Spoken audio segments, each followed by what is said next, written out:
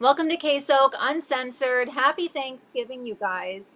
It is so cool to be able to have a Thanksgiving special. And I just got done eating. I should have had a slice of pie up here while we have this conversation, but great speaker today.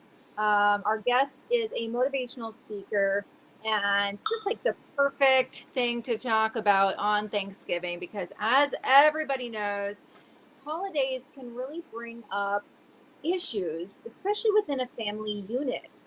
And they can be sensitive for some just depending on your upbringing. And so I'm really excited to be able to dive in with Jaime today. And I just want to thank everybody. I really am thankful for everyone who tunes in. And over the past 20 months that I've been on social media, I have received so much just amazing rapport. I can't even put it in words how much it's meant to me. And I've told you before, when you're a conservative in a city like Portland, Oregon, you can feel very alone. And when I say I'm thankful, I don't just mean that. It's just our relationships that we've created over these last almost 2 years have just meant so much to me. So just thank you guys for tuning in. And for the newcomers, I'm so excited to get to know you. So I want to go ahead and do is bring Jaime in. Hello, sir. How are you? I'm good. How are you? Thank you for having me on and happy Good. Thank Thanksgiving. Happy Thanksgiving. And thank you seriously for Absolutely. taking time to come on KSoK Uncensored on Thanksgiving Day. I know that's not always easy to carve out on a family No day, so I problem. really appreciate it. No problem. Thank you. Notice I said carve. I actually don't like puns, but carve, like carving a turkey, I have to say that was a pretty Yeah, good unintentional pun. But that was good. I even missed it so, over my head. That was right? good. As I said that, I'm like, I punned again, but it was on accident. But so you're in Oklahoma. Love the I am. accent. It's funny. I'm curious. Do you think I have an accent? No, I don't. I don't because I Okay. was born up north. So before I got here, that's where I live. So it's normal to me. I don't even tell I have an Wait, accent. where were you born? Muncie, Indiana. Oh, okay, okay. I was thinking like maybe Northwest, but No. it's funny. A lot of people say us West Coasters, either that we have like a Valley Girl accent or that we have zero accent. So, Well, so I I'll don't sense take it. Valley Girl, so you're safe. Yeah, well, thank you. I used to be a platinum blonde, so that might have changed things a bit. But Yeah. Well, I was a someone big says hair guy why on myself back in the Thanksgiving? 80s. But Nice. yeah. Someone said, why on Thanksgiving? So we get live comments up here and we can work them into the best of our abilities into our conversation, which is pretty cool. So sometimes it's hard to, depending on what we're talking about. But Yeah. why on Thanksgiving? Why not? I think we've both had Thanksgiving dinner, we've had our family time.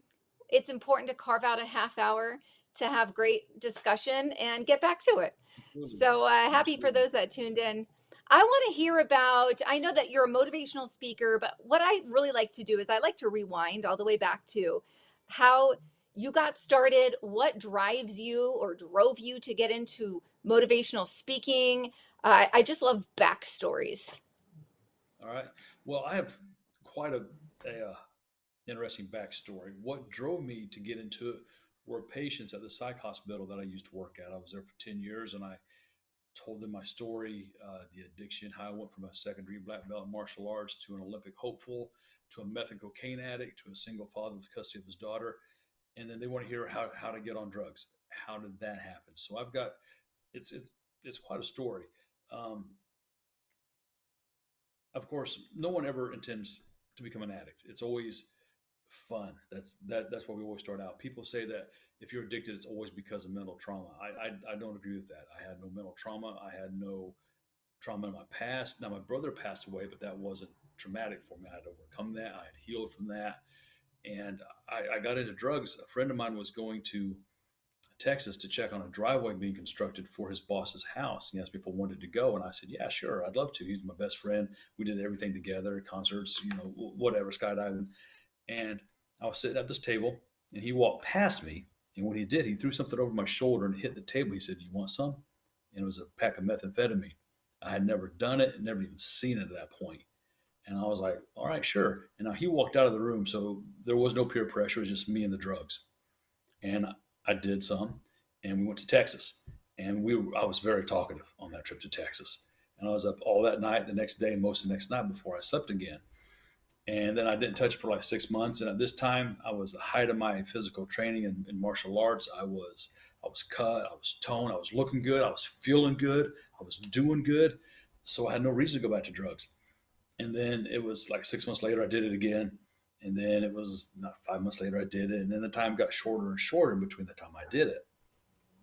And then before I knew it, I was not going to martial arts anymore. I wasn't working out.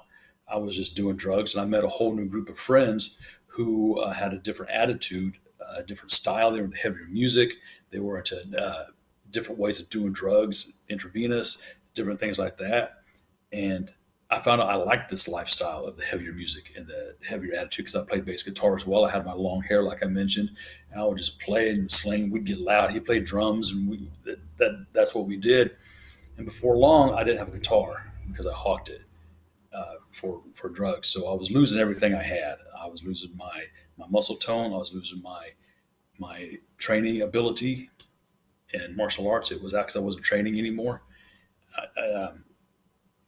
My old friends weren't coming around because they didn't want to do drugs. They wanted nothing. So I was losing those friends, but I was gaining new ones that I thought were friends. Come to find out they're more like associates. And then it just started getting worse and worse and worse and worse to the point that we didn't care if we lived. None of us were suicidal, but we didn't care. The path we were on spoke a different story. Right. We were going to take you with us or we were going to leave you behind. And many people we left behind because we were hard to keep up with. We would get a half gallon of Right. tequila at 9 a.m. At the liquor store. By noon, we had our second half gallon. I mean, it would, if I could just touch you and let you see the memories, it would just be so much easier. And then Wow. I met this girl and we dated for a while. She ended up getting pregnant. And then in November of 2001, she called me. She said, I have something to tell you. And I said, what? And we talked and she said, well, hey, I'm pregnant. I'm leaving you for your best friend. And that best friend was the same Wow. guy that first got me to drugs. It was the same guy I was skydiving with, the same best friend. So I hung up my phone and I went to my bathroom and I looked in my mirror and I realized something had to change. Because as I was looking at Mhm. myself, I didn't see a martial artist. I didn't see a guitar player. I didn't see none of that. I saw a junkie. And it was the first time Right. I'd ever seen it. Wow. My hair was greasy, my skin was shiny, my eyes were sunk in. I looked like a skeleton because I was so dehydrated. And I thought, man, is this what I've always looked like? I just never noticed it. It was like I was Wow. just ripped open at that time. And the real Yeah. me was looking back, but it was still through the eyes of a stranger. And so I made three decisions that night. One, I decided I was going to start going to church because I was 31 at that point. And up to that time, Okay. all the women's dance, all the fighting, all the drinking, all the concerts, all the this and that, all it got me was addicted to drugs with the kid on my way, Mm. or a kid on the way, not my way. The second thing I did Right. was I want to keep my daughter the focus. I had to have a focus. And I think that's why a lot of people get on drugs is they really don't have a focus. If you're not focused on one thing, you're focused on everything and you don't go anywhere. Right. You just because you're so Right. what do I do next? Right. So I kept my focus. The next thing I did is I stopped hanging out with friends who did drugs, the people that I used to play music with. All of a sudden, I stopped hanging out with because I believe what the Bible says that bad company will corrupt good character. And look around the people you That's hang a out good with, one. like those people, Right. whether they're a good character or bad character, you'll start picking up traits from them. That's just human nature. It's what we do. You're absolutely right. So I cleaned up right in there, and no withdrawal, no rehab. Um, I was fresh off coke and meth. I'd actually gone on coke as well in that time and acid. Like whatever drug you could give us, we did it. We would smoke it, snort Wow. it, eat it, drink it, shoot it. It didn't matter. We didn't care. And but right then and there, I stopped. There was no withdrawals. There was no rehab. I was just done, and I Wow. attribute That's that completely impressive. to God. Yeah, thank you. Yeah, people ask me, why do I believe in God? Let me tell you my story. That's why I believe in God, right there, because Right. Right. I don't want to be cliche. I am a walking miracle. There's no Right. reason I should. Seriously. Yes. A Yeah. few months before my daughter was born, I actually found myself unconscious on a drug dealer's bathroom door or bathroom floor, dying. I had OD'd. And God. he took my shirt off. Him and his girlfriend putting wet rags on me. His girlfriend was a nurse. She was taking my vital signs. My heartbeat was over 230 beats a minute. And for those that don't know, Whoa. that's yeah. There's no way I Yeah, should have should gotten off be that like, floor. should be in the Yeah, 70s, chilling. Yeah, yeah. wow. There's no way I should have got off that floor. And then from I there, can't even. when I cleaned up, I ended up working at a psych hospital, telling them my story, and they kept telling me I should be a speaker, and I was like, "Yeah, cool, whatever." And then Yeah. a coworker would say, "Yeah, cool, whatever." And then one said, "Well, if you would write a book, or if you would put your words on CD, I'd listen to it in my car." That's when I went, "Man, I've got Mm, something to say." yeah, And then an that elderly is lady awesome. came in and said, "Yeah." And then an elderly lady came in and said that my word saved her life, and that's when I went, "I've really got something to say. Oh, I've got to do wow. this." Yeah, because I always tell people that suicide is a permanent solution to a temporary problem. And she had been at the Right. hospital, she got out, and something happened. She didn't say, I didn't ask, but she had a bottle of pills in her hand. She was fixing to take them. And she remembered me saying that, put the pills down, came back to the hospital. Oh, that And is that's when so I, amazing. That gave me chills. That is so yeah. awesome. And when she Seriously, told me that, people just it was need hard that. not to tear up, yeah. Oh, So of course. that's what got me in the direction of motivational speaking. And I don't even like motivational speaking. I like inspiring to inspire. I I love think it's a that. I better. love that. I have to Yeah. tell you, so my sister and we've spoken a little bit about this. My sister just hit 5 years Yeah. sobriety, and I went. It was a new experience for me. So last Thursday, I went to her fifth. You know how their birthday celebration. Yeah. So 5 year sobriety celebration. And it was amazing. Her small group was 150 people. They showed up for her birthday Wow. celebration, but it was also a regular meeting. And so I don't really get emotional very often. You'll rarely see tears. I'm able to keep it together quite a bit. Not that I'm saying that's a good thing. That's just my MO. Yeah. Well, Yeah. Yeah. I was called up to speak and she wanted, me to talk. I had like a couple minutes to talk. And I was so overcome by, because in the very beginning of the meeting, they had people stand up who's been sober for 24 hours. They got to go up and get a coin for the first 24 hours. Who's been sober for a week, a month, a year, 2 years.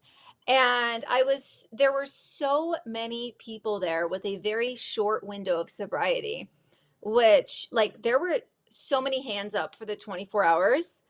It was so emotional for me to think, wow, what I'm experiencing right now is I'm in the room with so many people that have been struggling and living this unfulfilling life, and they have taken it upon themselves to go to a meeting, and maybe it won't stick for and maybe they'll come back a couple times, right? I think that's pretty typical, but to be able to experience such a thing, by the time my sister called me up and I was talking, I looked out at everybody and I said, and I'm usually a pretty good public speaker, I said, I just want you all to know. And then I started getting really emotional. My voice cut out and I could hardly even finish my sentence. But I basically was like, you guys inspire me. Like that, it was so powerful to be a part of that meeting. Obviously, because my sister hit 5 years, and that's huge after a decade of hardcore drug addiction. But also to be there with so many people that have all gone through these, just like your story. So many people had stories like that, and you have to work your ass off every single day to stay with it. And I just really have so much admiration for folks in the addiction and recovery community. Um, so that's my personal history with it. And Yeah, during for the sure. holidays, we're just so thankful to have her, one, alive and Yeah. flourishing, doing so well. And you mentioned Yeah. the miracle, and they said that at her last meeting. It's like, if you don't believe in God, look around you. Like, Look around. happy Thanksgiving from Ohio. They're like, look around. We are evidence that God exists. So really, Absolutely. really cool story. Absolutely. Yeah. Yeah. As far as, seeing others who are struggling, when I worked at the psych hospital, I saw that daily. In the 10 years, I talked to thousands of people who were broken, depressed, suicidal, going through divorces. They were addicted. They were alcoholics, whatever. And when I would tell my story, I could see their eyes. And it was good when you saw someone click and you knew that they understood something that they hadn't understood before. But just like you, they inspired me so much because I see in them what I used to be. And Right, right. I and I always use them as an example, not in a judgmental way, but by the grace of God, there go I. That I'm not that anymore. And it Yeah, is so inspiring to see yeah, people struggling. And some of them come back to the hospital 10, 15 times, and then they start, feeling bad on themselves. Like, man, I'm back again. I'm like, brother, you're alive to come back again. That's cool. You're right, still fighting. Come back 100 times. We don't care. Come back. At least you're still yeah, here trying. So as long as right. No, people are that's trying, amazing. God, yeah, Seriously. So, what would you say? So, I know that that's in the addiction recovery space. What about just life in general? What are your words of wisdom for people that are just going through life that just might not feel fulfilled? And yeah, they don't know well, why. yeah. I got two things. One, you're worthy simply because you exist, and the second one is breathe. It's going to be okay. You may not get the results you want, but it will be okay. As long as you're still fighting, when you wake up, it's going to be okay. When you go to bed at night, when you lay there and you think of what events transpired throughout the day, and you feel your heart, it's still fighting, it's still beating. Right. It's going to I be love that. okay. Man, you are here to make someone else's life better.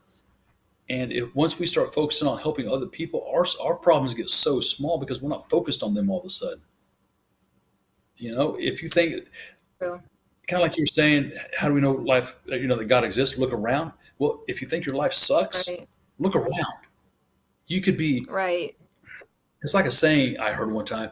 I was upset I had no shoes until I saw a man that had no feet. There are people in Wow. third world countries that are praying for the life we're complaining about. Man, Right. let's get a Right. perspective. Let's look at life just a little outside our vision. Kind of like a horse Right. with blinders on, Right. they can't see anything. Humans, we need to take those off and look around. Our life's pretty I darn love good. that. It's It pretty really good. is. It really, yeah. No, I'm guilty of that. I'm guilty of that for sure. Like I'm Well, I am like, too. oh, this sucks. I need a bigger house. I need, and then I'm like, stop. I have to check myself regularly and be like, yeah, just Yeah. pump the brakes. Life is good. Everyone Yes. wants something, right? And it's like, Yeah. I really, one of those people that I always need, when I say I always need more, it's not that I need more things, it's that I need more fulfillment. Like I'm always Yeah. seeking more fulfillment, right? And it's like from like, and I have spread myself thin in the past because I'm like, okay, but I'm just one of those people, and it can, for someone that's wired like me, where you're always wanting to do better and be better and grow, and it can be completely exhausting, and you can feel like a failure, and then you Yes. have to check your, I constantly have to Yeah. check myself and look, all right, you've achieved this, you've achieved that. So I feel that, really, in what, wherever somebody is, you can still really struggle, just because you're so hard on yourself, and then Yeah. We just are the our way worst enemy. society is. Yeah. Yeah, yeah.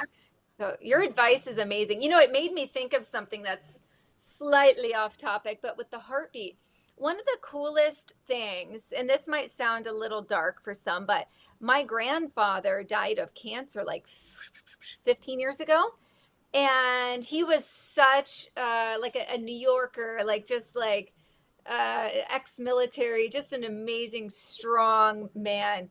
But his heart kept beating and beating. Like while his whole body was shutting down, his heart was just beating, and it took a All long right. time to stop.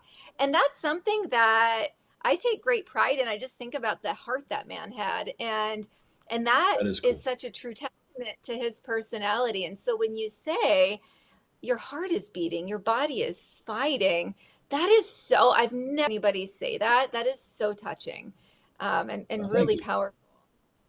I Yeah. love that.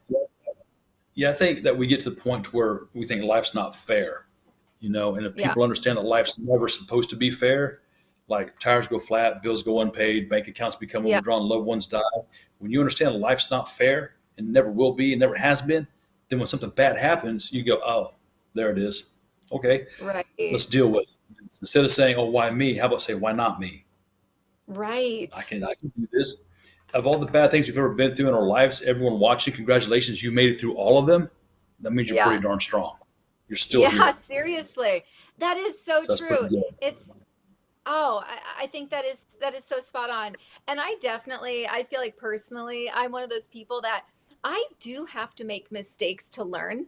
Like No, I throw myself yeah. into experiences and I make mistakes along the way. But you know what? I don't repeat those mistakes, and I get stronger from living through them. So this sounds like wisdom from 12 Step.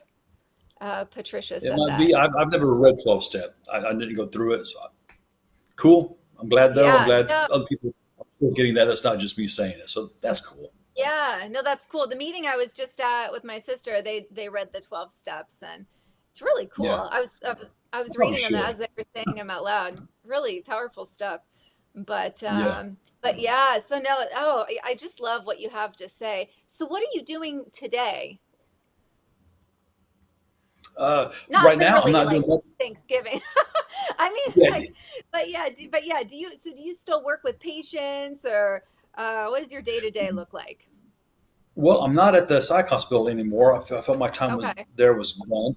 Now I'm Right. a sales rep. I travel around, sell sales plan and rebates to stores, and the whole pandemic thing kind of shut down public speaking. You can do a lot of Zooms now, but live on stage, that's hard to do. I have a few events coming up next year, and I have a book coming out. Hopefully, in the next few months, it's being formatted by the publisher right now. So when that gets out, I want to get in every rehab in America. I want Oh, I everybody love that. cured. So Tell yeah, us so as many about this rehabs book that if you don't mind. yeah, it's called a Man Rising, and I got the name. I walked up to a friend and I said Kenneth, and he went Jaime McCormick, a Man Rising, and I went boom. There's a name for my book. So it's called a Man Wow. Rising, and I like a man rising instead of a man risen because I don't think we're ever done Right. rising. We're never done climbing. Right. So I it's love it's that. and at the end of the book it says I am the storm. I am a man rising. And it's about my life. For what I've just told you, there of course it goes into greater detail into how bad Right. I got off drugs or on drugs, how much of a monster I became, and then it goes into what I told you about looking in the mirror and deciding I needed to change and seeing myself and going, wow, And some of my friends didn't come out of it. Some of them passed away. Some of them. I always tell people, and I'm not trying to be bragful, but I always say I may not be good looking, but I look good because if you see an Right. addict with their teeth gone or their hair gone, man, I look okay. Oh, God really yeah. took me in. And it's not to be prideful. It's to go, man, look, wow, again, look around. But yeah, Right. that's what the book's about. It's just me, all the lessons learned, and it's got quotes from different people in it and people's personal experience dealing with me at the time. So it's got some pretty powerful stuff in it about what kind of person I was. When I decided to get off drugs and cleaned up, I called 27 people to apologize. And some of them were pretty Oh, wow. cool. They're like, man, we understand you're on drugs. That was cool. But some of them were like, no, screw you, stay away. I don't want you around. So Wow. we were talking about damage being dealt. Sometimes the Right. damage you can't fix. All you can do is go, Yeah. man, I'm sorry. I'm not trying to get back to your life. I'm just trying to make it right. I'm sorry it won't happen Right. again. Wow. Wow. So you don't want to talk to me anymore. But so a lot of those friends are done. They don't want to talk to me, but a lot of them, it helped. It worked. Yeah, no, that's huge. I was on my sister's, is it an atonement list? Is that what I was on her list of people to call when she was working the steps. And I Nice. remember when she had taken something from me and I didn't even know it was gone. It was like a family heirloom, but I didn't even really know it was gone. It was, and so she was like so nervous and worked up to tell me. She like the buildup was more painful than I was like, come on, Yeah, just say it. confession. But then Yeah. I was like, oh, I'm like, it's okay. Like that was then and this is now. And so I was able, thankfully, you never know how you're going to respond to something. So I was able to like just move on and just be thankful that she is who she is today. Yeah. But I can imagine that is not always going to be the case. So That's a huge piece of it. And here we are. Yeah. I'd like, if you could, we have about 3, 4 minutes left. I really want to know if anyone listening has a family member, right? Child, parent, a friend, just anyone.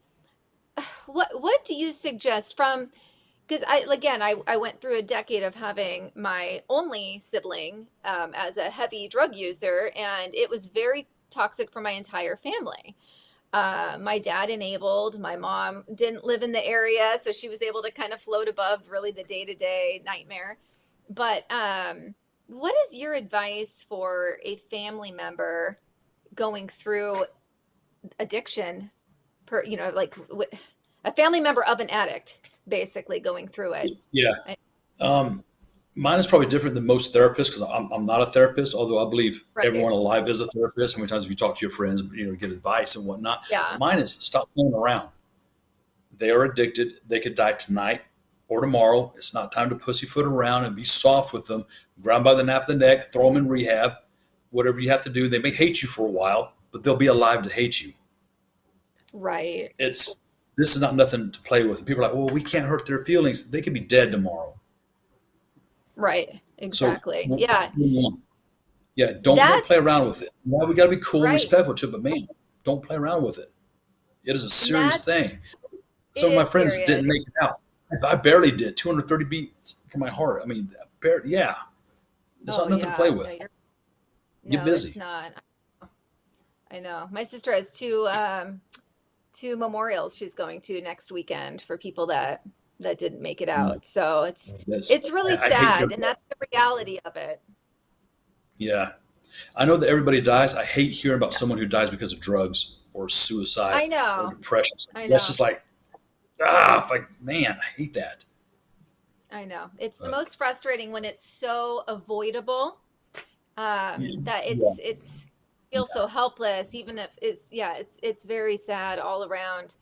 Well, I just want to yeah. ask you if you have any words for, we have the holiday season here upon us, and for anyone struggling out there, any words of advice on how to make it through the holiday season, um, for anyone struggling, not just from addiction, but just in general. It's a lot going on today in this world, and it's Yeah, heavy.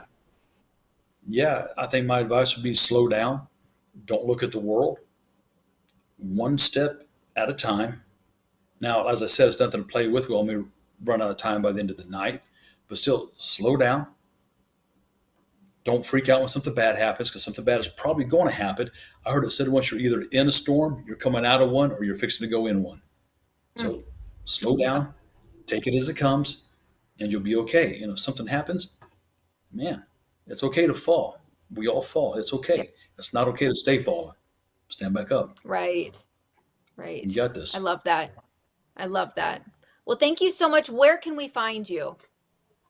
Like I said, on my website, it's just a landing page. There's nothing on it right now, but you can get a hold of me at Right. McCormick Motivation. That's my last name and the word motivation at yahoo.com. And right now, that's the only way I have. But as more comes available, I'll sure let you guys know and we can get it out there. Awesome.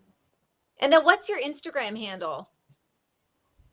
I'm not even sure. I don't ever look. I think it's, hang on one second. I Ah, will tell you real fast. Let me get on I love here. it. That's Phones, you got to like it. It's McCormick I didn't mean to call you on the underscore carpet. mindset. Do what? Sorry. So I didn't mean to call you on the Yeah, carpet.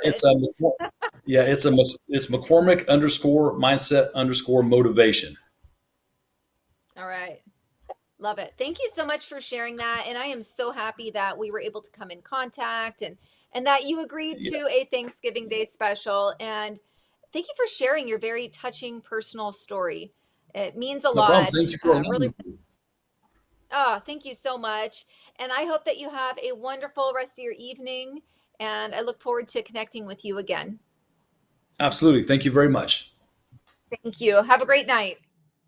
Thank you guys very much for tuning in. It was really special. As you guys know, I keep it real. I'm an open book. So it's really cool to be able to talk about personal things and let you guys know, we all have something going on in our lives. No one is perfect, and we're all going through some crap. And so it's really nice to be able to hear words on how you can keep plugging ahead especially through the holiday season. That can be really tough on people. So, and you guys know how to get in touch with me if you ever want to talk. I answer all of your DMs. I really do. Okay, let's talk. Let's talk business here. We are sponsored by My Pillow, Mike Lindell, one of the most amazing patriots out there. We have our code that you can use at checkout for up to a 60% discount. It's RAM. Remember, we have Christmas right around the corner, so buy some gifts from My Pillow. And then after me, we have a great lineup. We have Blue Family Unity after me, and then we have the Loaded Mic. So please stay tuned for those two. And thank you guys for tuning in, and happy Thanksgiving, and I will see you next Thursday.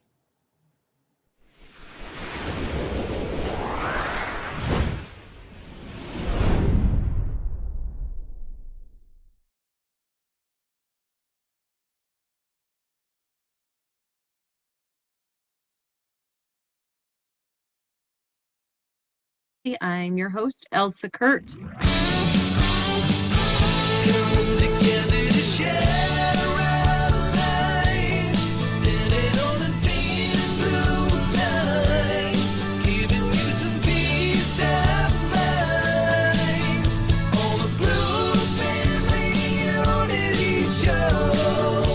If you're part of the law enforcement family, this is your show. Here we talk about all things Leo family life, the good, the bad, the funny and the sad, and everything in between.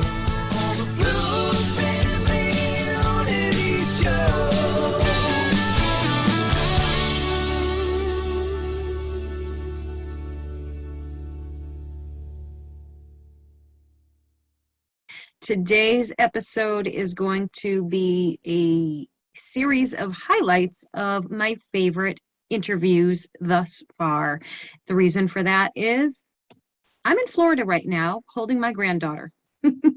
I know it doesn't seem that way because I'm sitting here talking to you, but obviously this is a pre-recorded episode and I am probably right at this very moment in absolute grandmother heaven. Yes, and this is the point where you're supposed to say, "Oh my God, you're a grandmother? No way."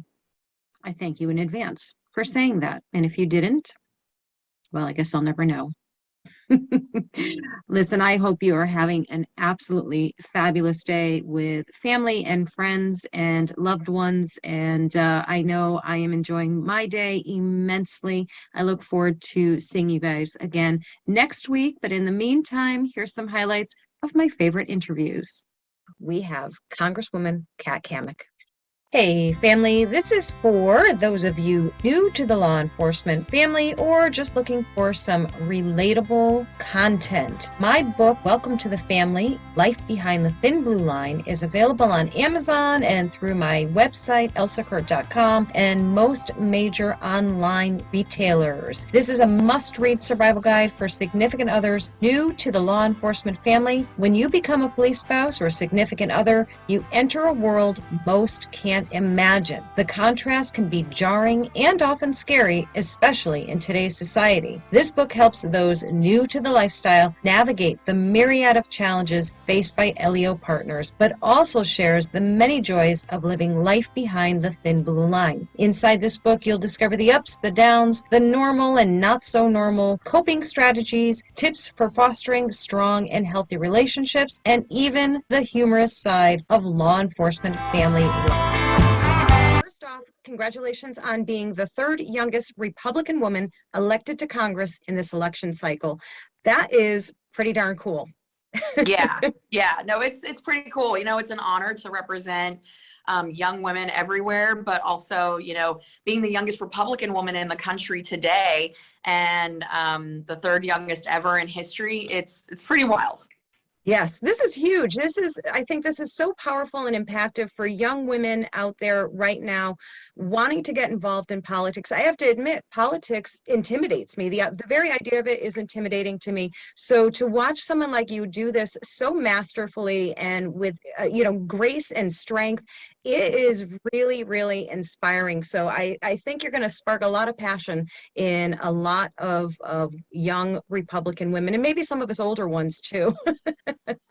No, I appreciate you saying that, but I mean, heck, what you're doing right now, I mean, you're hosting a podcast. You're a much better speaker than many members of Congress already. So don't ever be intimidated by politics. And, I tell people all the time, even if you feel like it isn't something that you would necessarily do, politics impacts you every single day in every aspect of your life. So it's really important that everybody gets involved and engaged in the process. Absolutely. So true. So speaking of passion for politics, what sparked yours? It's actually a little bit of a funny but sad story.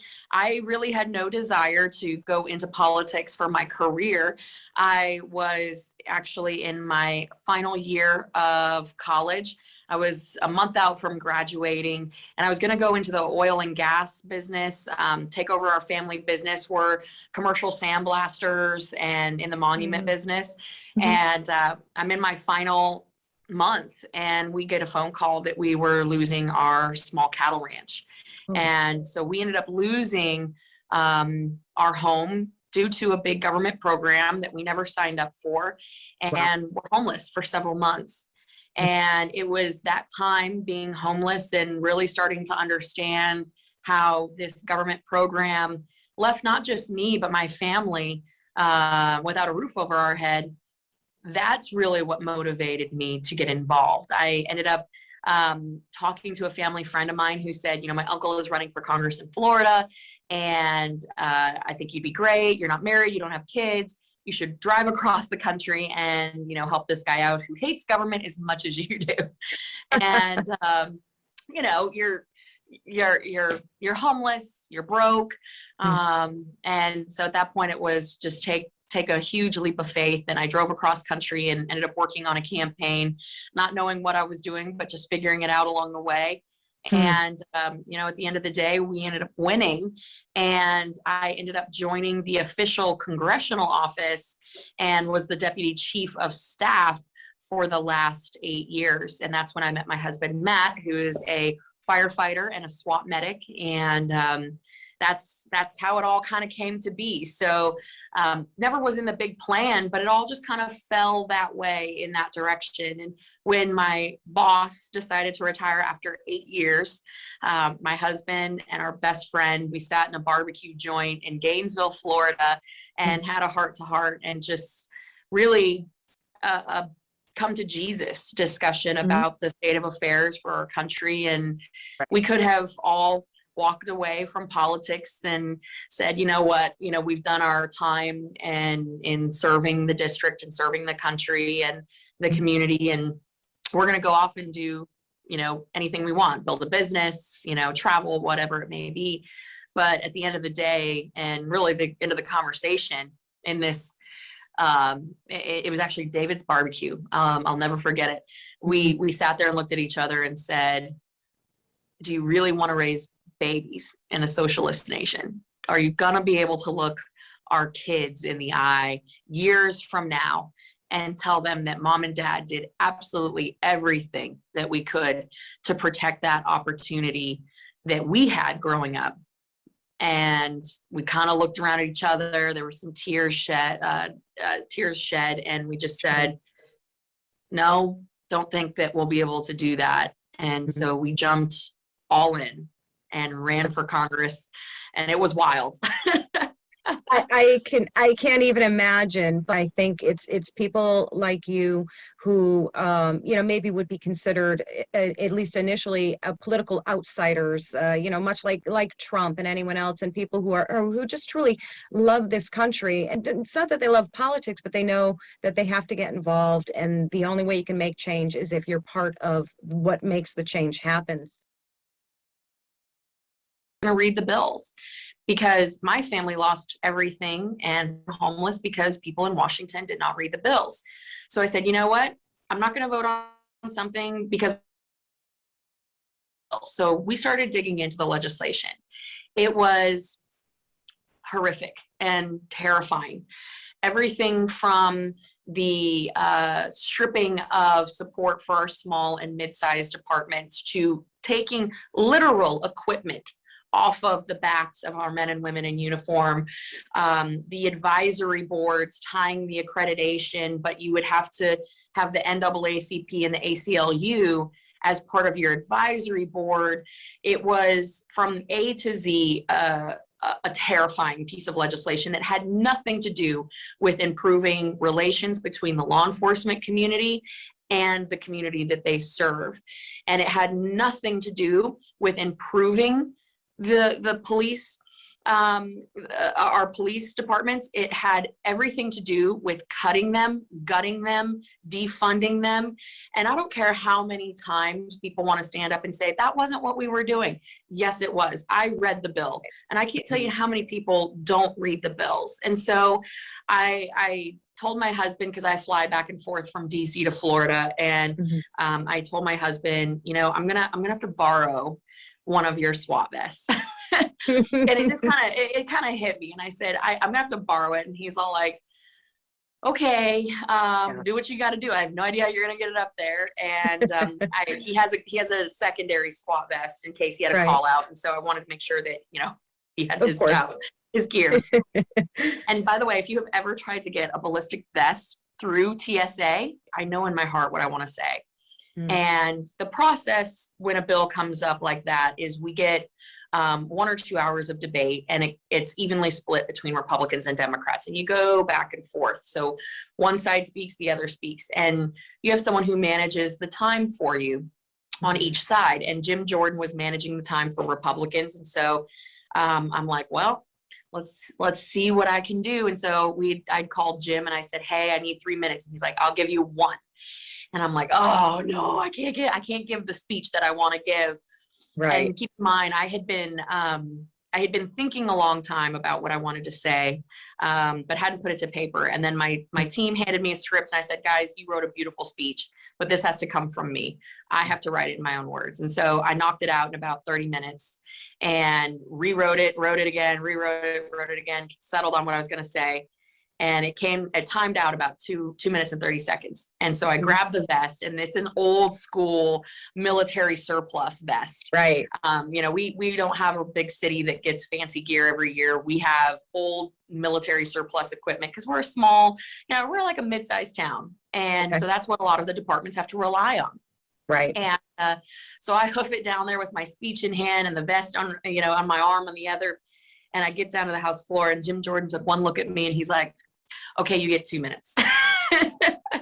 And I remember kind of walking up to the podium where the microphone was. And I remember one of my colleagues on the other side of the aisle saying some not nice things as I was like taking my seat.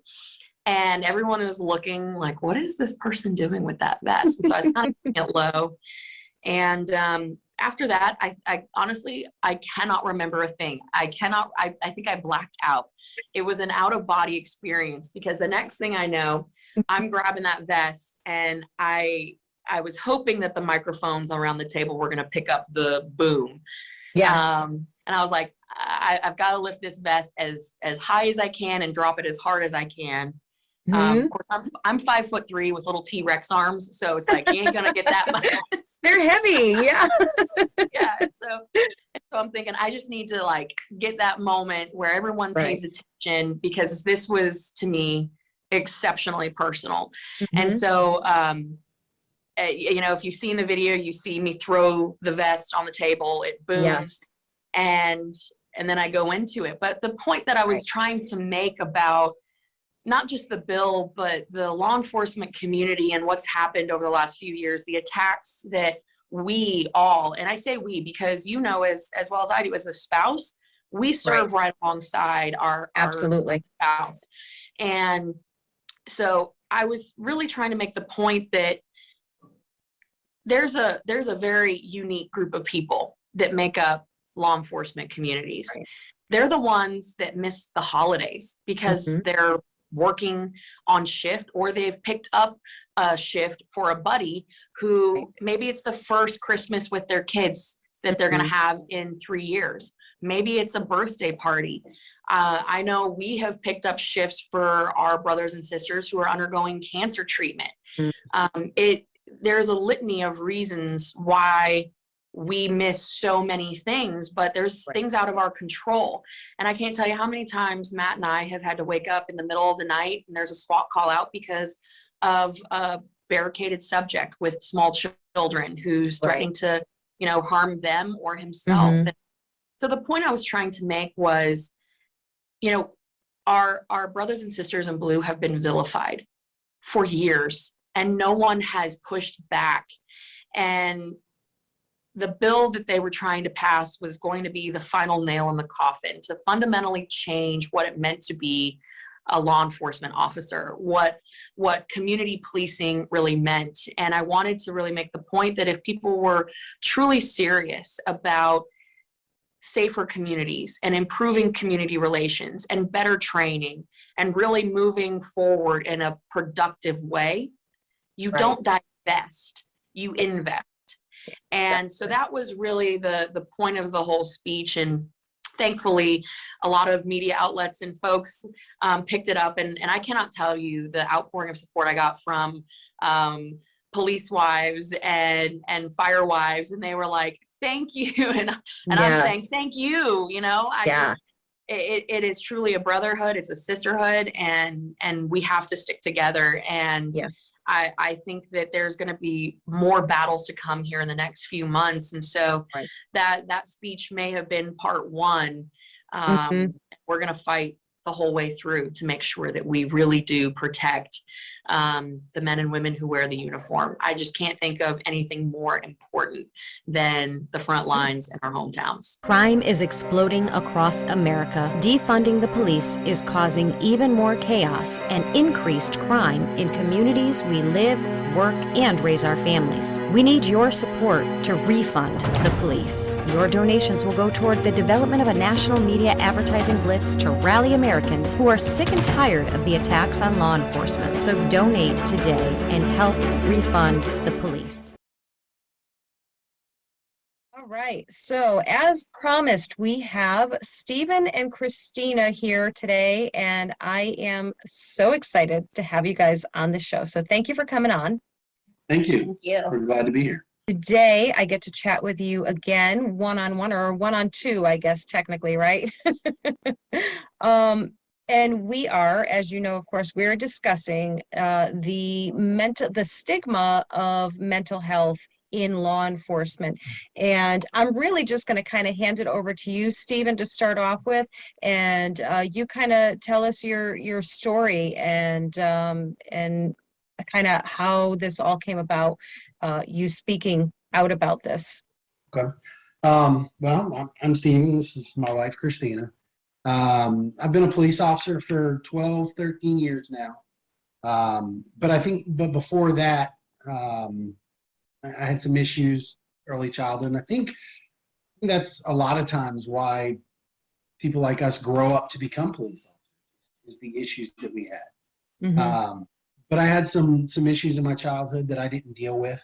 I never got any help for the things that I never, I'm learning through therapy what complex trauma is and how it affects you. You know, so for a long time, I thought maybe it was just PTSD. Maybe it was something like that. My therapist sat me down and explained what complex trauma was. And I was like, hey, that makes a lot of sense. Okay. With complex trauma, you never have a baseline. So, you know, you're going through life in early childhood and bad things happen. And you go up. And more bad things go up or happen and you go up. Then you join the Marine Corps, which is what I did out of high school. And then you go up a little bit more. And then when you get out of the Marine Corps, you become a police officer. And so the everyday stresses and everything, you go up a little bit more. So what's been explained to me by my therapist is that we have to create a baseline. We have to create where my happy area is. Okay. Sure. But what I'm learning now is that there's a time and place to deal with these things. So, you know, in the middle of a 10.5, 12-hour shift isn't the time to deal with them. Right. But you've got to deal with them at some point, because if you don't, they'll eat you alive. Yeah, And absolutely. I had a pretty big breaking point. I responded to a infant that wasn't breathing.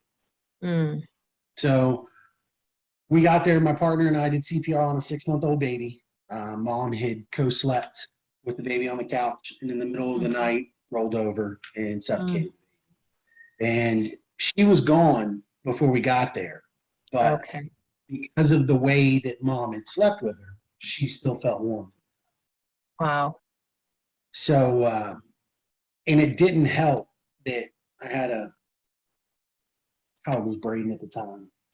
2 months? Yeah, 2 or 3 months old. Yeah. So I had a child very close Ooh, in age. yeah. So I would come home every day after shift, and I would Mhm. look in the crib to make sure he was breathing. Absolutely. Yep. And if he wasn't, I'd wake him up Mm-hmm.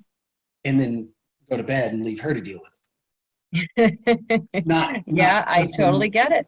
not husband of the year No, behavior. no, but and I'm sure Christina, you can agree that in hindsight, like understanding the why of what he was doing, didn't make your sleep patterns any better. But boy, understanding in hindsight is pretty incredible, right? Right. Sure. Didn't know how to deal with stress. Mm-hmm. Have an issue with anxiety. I wasn't Mhm. dealing with that. And I held on for a little while because my father always taught me, you grin and bear it. Right. Do what's best for the family. Mm-hmm. You come second. And to an Were you extent, able, I'm sorry, were you able to, even at that time, were you able to identify what was going on with you as like the anxiety? Did you recognize it as that, or were you almost like disassociated from the emotional part of what was happening to you? I was in complete denial. I was in complete denial. So much so that I was in complete denial. I was like, no, not having it. Don't even want to have the conversation. He Right. tried to have the conversation with me multiple times, and I was like, Mhm. nope, stop. We're not having this conversation. Yeah. So Christina, you saw things. Now, correct me if I'm wrong. You guys have been together for quite a long time, right? You high school? High No. school. High school. Yeah, I thought so. Okay. So you probably know him better than he knows himself. Yep. Absolutely. And so you obviously saw a transformation. Is that correct? I did. And it was slow, but it was progressing as we went on. But like looking back, we definitely should have seeked more help. And at the time, counseling, therapy, all of that was just, it was taboo to us, like, Right. don't need to admit that we were, struggling. But it definitely would have helped if we had just gotten some guidance. We had Well, you're both clearly caretakers. Like that is your nature. That's who you are. That's what you do. So you're so busy taking care of everyone else and making sure everyone else is okay. You both were probably emotionally starving, essentially, I would imagine. It was everything to keep our heads above water, and that's all we were doing for that amount of time, was just keeping our heads above water. Yeah, I believe it.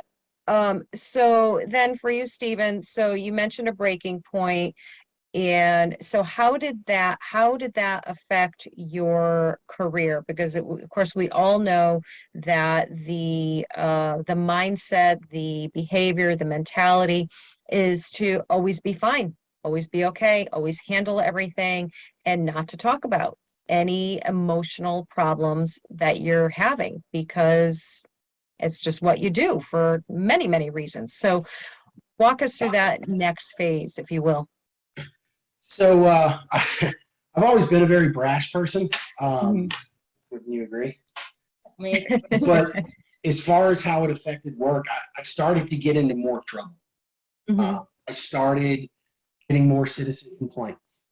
I started getting more attitude complaints. I would, sergeant, lieutenant, captain, I basically just say exactly how I felt to them. There was no buffer there. What were your feelings at that point, Christina? Were you hitting a point where, I don't know, sometimes I hear like the spouse will say, I was getting to the point where I was ready to give him an ultimatum, either pull it together or we're through. or, I mean, I know enough of you to know that quitting is not an option for you. So how did you handle all of this going on? So for me, I found myself trying to handle the house on my own because I knew he was going through stuff in his own head and in his own work and everything. And even though I'm working a full-time job, I found myself to, you know what, I'm just going to handle it. I'll handle it all. Right. I'll do all the housework. I'll do all the kids stuff. I'll give them the rest, put them in bed before he gets home. Just, it was two reasons, you know, for to not have to have him come home and deal with it because I knew he was going through enough, but also knew it was going to spark an argument. You know, it was, okay, well, I've done this, this, and this. What are you going to do now? You know, so a lot of times I walked on the eggshells. Yeah, you played the role of peacekeeper. Just keep the peace, keep everybody quiet, and if not happy, at least not making waves. Now, Stephen, at what point did you decide it was time to get help? I held on for a couple more years, maybe a year and a half after we got Daniel.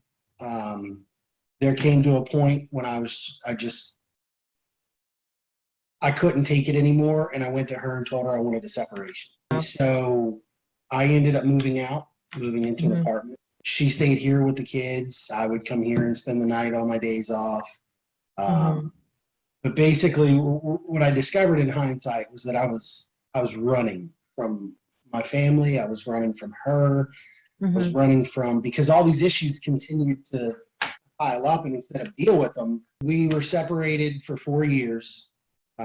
Things continued to get progressively worse for me. Obviously got a lot worse, living on my own, not having my kids around. And I remember just her and I went to Waffle House and we sat down and I talked to her and I told her, I said, hey, look, my therapist says it's time for medication. And her jaw hit the floor. At the therapist part or at the medication part? Because that was not an option for a long time, right? So I decided to start seeing a therapist a little bit before that. Okay. And that was a jaw dropper for her too. It was. She was stunned. I remember that. She's like, you're gonna do what? Wow. Stephen, I'm sorry, Christina, was that like a moment of hope for you, that you never gave up the faith on him? You never gave up on him. Christina, talk to us, please. When he finally started going to counseling, we were about 2.5 years into this. And yes, it was a huge ray of hope for me, because at that point I felt like I was just grasping at every little piece of string that I could. I made sure that we maintained that friendship throughout the separation. Nobody on Facebook knew. Whenever I posted on Facebook, it was, had a great time at the park, and I would always include him in those posts and everything. So nobody, when it finally came about that we were separated, everybody was shocked. And it wasn't until recently, within the past couple of months, that, Stephen came out publicly with everything. And people were messaging me and they were like, we had no idea. But yeah, it was hard. There were moments where, and I was telling him this the other night, of just laying in bed and just waiting for the kids to fall asleep so that I could process my emotions and I could cry and I could get it out. And, there was a select friends that I could lean on. But there was also some friends that, didn't understand. They couldn't understand why I was holding on. But I knew his heart, and I just knew this wasn't him. And as long as I kept that friendship, I knew there was a hope. So when he sat me down at the Waffle House and he told me that he was getting on meds, I told him then that, because he came into that conversation thinking that I was going to think less of him. And I told him then, I said, Stephen, as long as you're getting help and as long as you're doing what your therapist says, you're taking medications, you're working on you, I'm not going anywhere. I've come this far. Why on earth would I back out now? Our kids need you. I need you. So yes, him coming to me and having that conversation with me was just that ray of hope that I needed to just keep pushing forward. Go enjoy that turkey coma now. Bye, guys.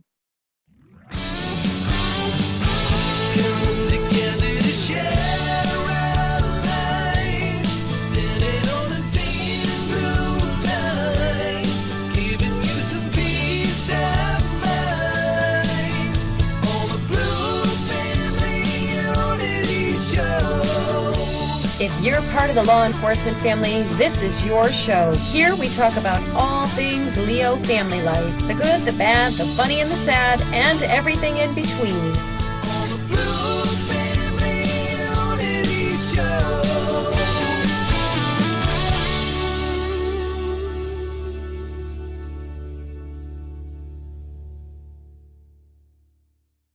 Half hour with Dan Roberts, a special guest that we have coming in. Dan Roberts is a Second Amendment advocate, nationally renowned Second Amendment advocate. So he's going to be helping us understand what's going on in the Second Amendment related issue portion of this.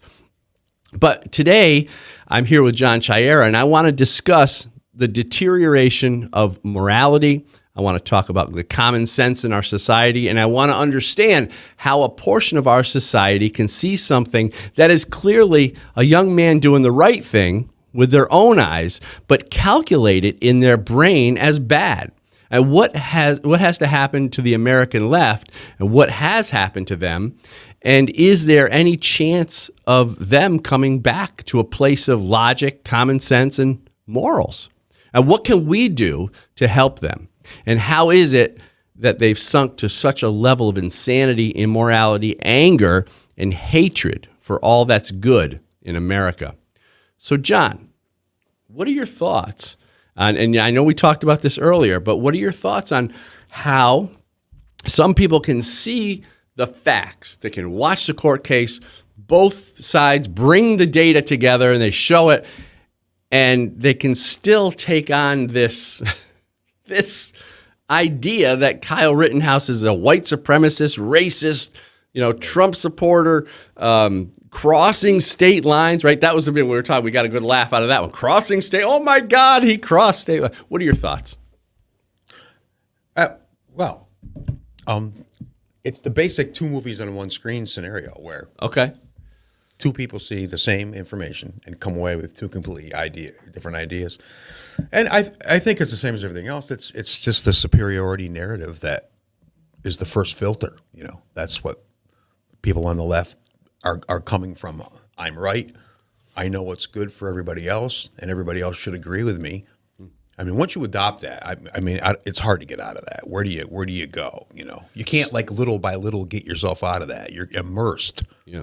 So do you think it's the first narrative you hear is the one that sticks? Is that what you're saying? Well, it's the one they've adopted. Well, like we said before, it's very easy for people to go with the flow of consensus if they're surrounded by something all the time. If all you watch is network news, you're going to be fed one story all the time. So you think that that's the story, right? I mean, Why would you think otherwise? There's no reason to. And as long as the people that are in your life are agreeing with you, it's all hunky-dory, right? Everything's great. We're good. We're right. Everybody else is wrong. I totally agree with that. So then what happens to someone? And I love these conversations because we try to get down deep and try to understand the left because we know that they think differently than us. However, they think they know how we think. Exactly. That's the flaw. At least we admit we have no idea what they're thinking. We don't know how they come to these conclusions. So we try to explore and we try to understand.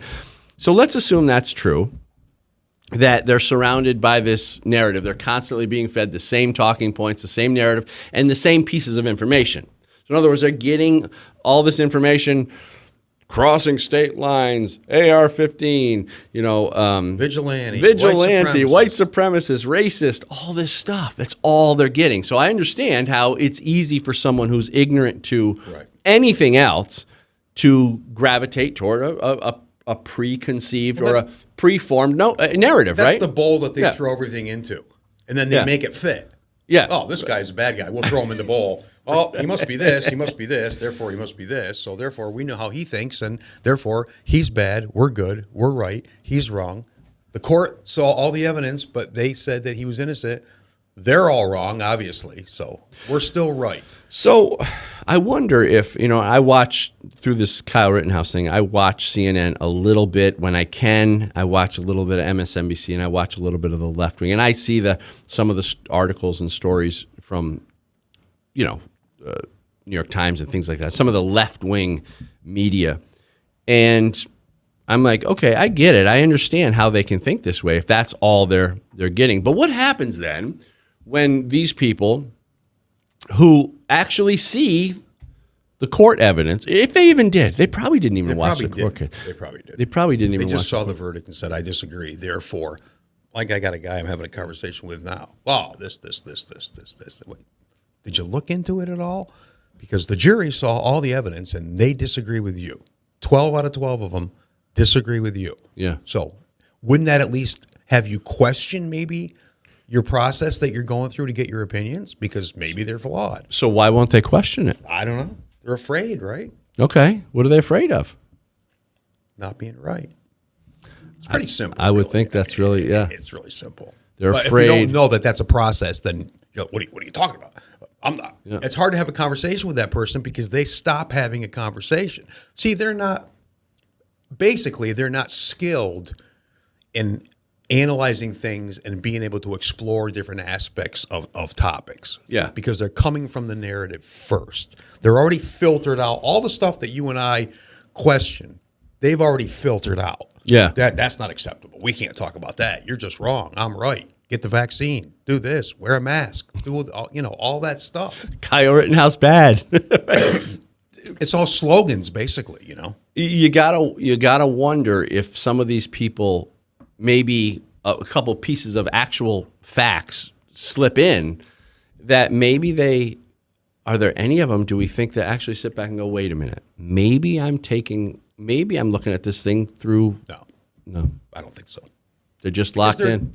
They're immersed in it. You know what I mean? So it wouldn't make any sense for them, really. I mean, looking at them, if you're immersed, and I'm projecting here, if I'm immersed in something that I believe is true, I'm not going to go outside of that. Yeah. Even if little cracks form, you know what I mean? That's something drastic will have to happen, like maybe the 2022 election.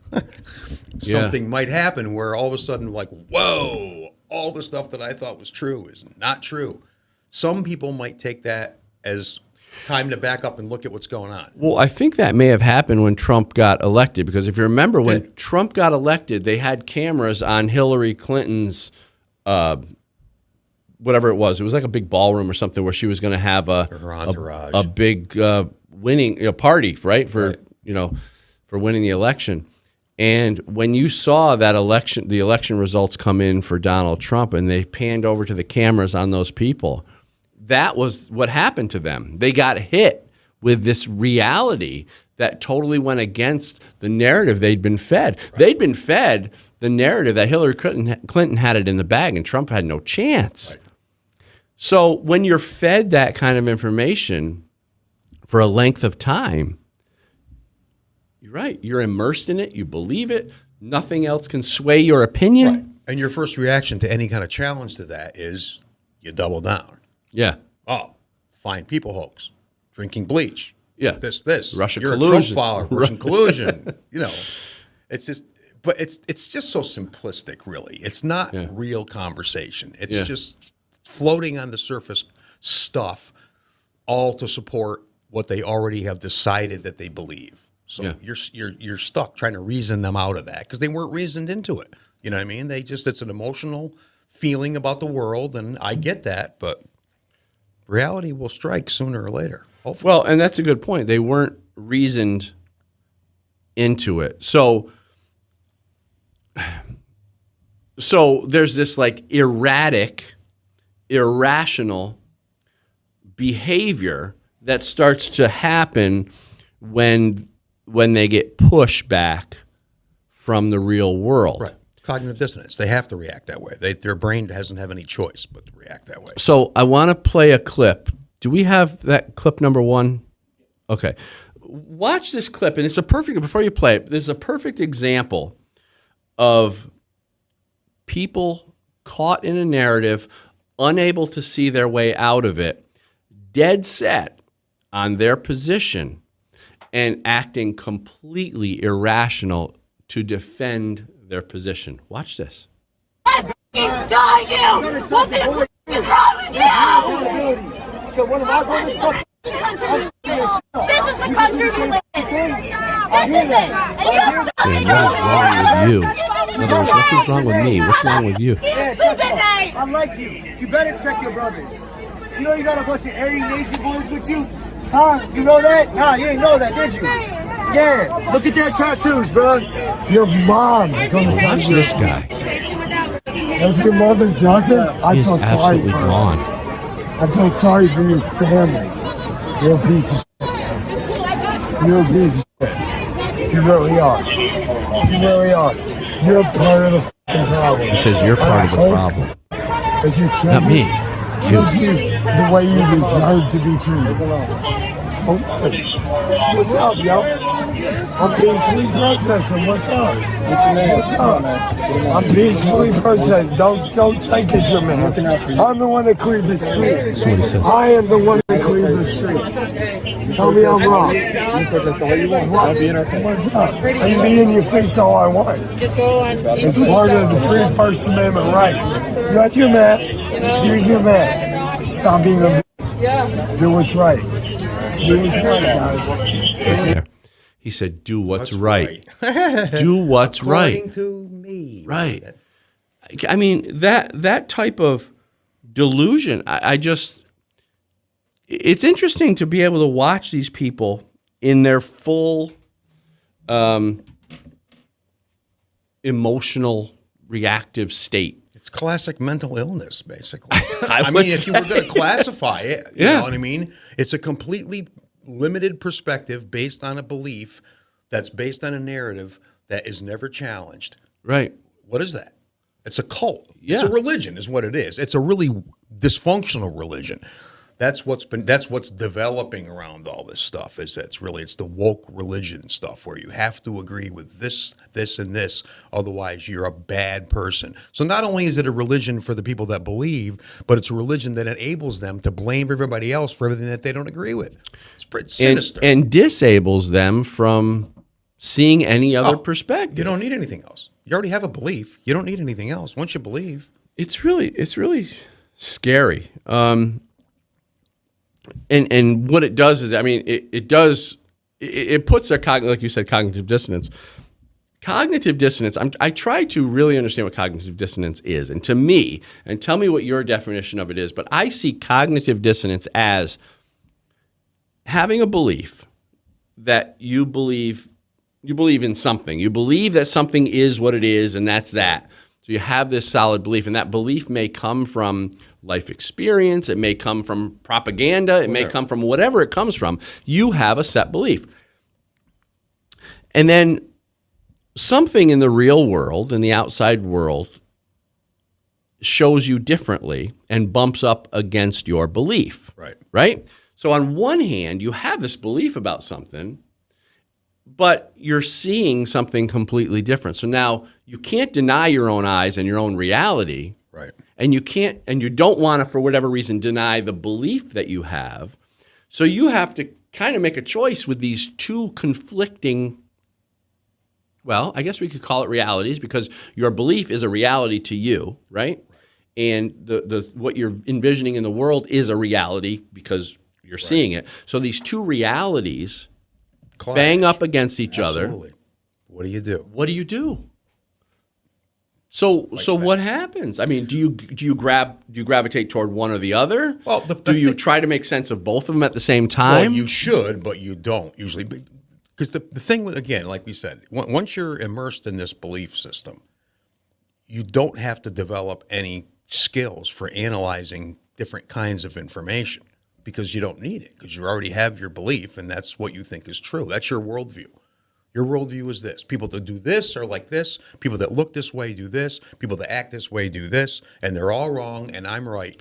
So again, it's like It's like being in a fishbowl, I guess, or wearing a suit of armor where you're totally isolated from the reality of what happens. And when that reality bangs up against you, you just push it out of the way and say, I don't want to see any of that. Well, I use the analogy that, Democrats typically, they like the idea of like school grades making school grades easier for some people, and they tend to try to make things easier for black people.